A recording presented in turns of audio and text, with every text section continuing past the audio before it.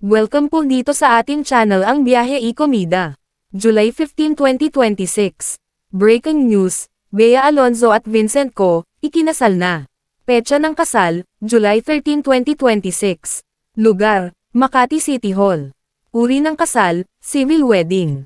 Dumalo, ayon sa mga ulat, iilan lamang ang mga saksi at malalapit na tao sa mag-asawa ang naroon, kaya naging napakapribado ng seremonya.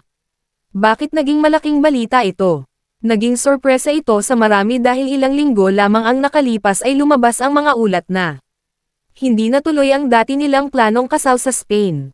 Nagkaroon umano sila ng hiwalayan at nakansela ang wedding preparations.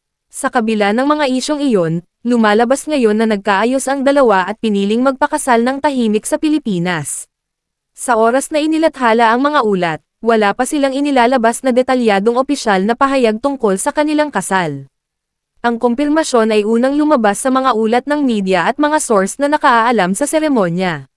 Pakinggan natin ang trending na pahayag ni OJ Diaz na in-upload niya sa kanyang OJ Diaz TV Facebook page. Congratulations, Bea Alonzo and Vincent Co. Finally, they got married na sa Makati. Anong July 13? At 7 p.m. Di ba? Ang naka-witness lamang ng kanilang kasal daw ay ang mga may-ari ng Sekosana Bags, kung saan merong brand doon si Bea, itong ang kanyang bash bags, di ba? At wala masyadong tao. Sila lang doon sa Makati City Hall. Di ba?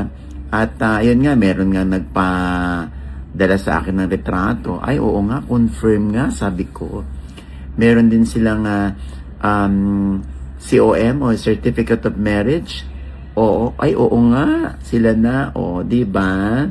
Finally, di ba? Natupad din ang pangarap ni Bea na una makasal dahil, syempre, pangalawang udlot na ito in case lang, no, if ever. 'Di ba? 'Di ba maganda rin yung tahimik, wala sa side ni Bea nangialam. At sa side naman ni Vincent Co, syempre ilang taon na rin naman si Vincent. At and I'm sure yung mga agam-agam nila o yung mga tanong nila kung bakit hindi natuloy, eto natuloy na, no? Kaya Bea, Vincent, congratulations and best wishes. At yan ang ating latest showbiz chika update for today. Please like and share ang video at huwag kalimutan mag-subscribe. I-click ang notification bell for more showbiz chika updates at suportahan po ang ating Facebook page. Maraming salamat sa lahat ng nag-subscribe indeed. Magandang buhay sa lahat. Adios.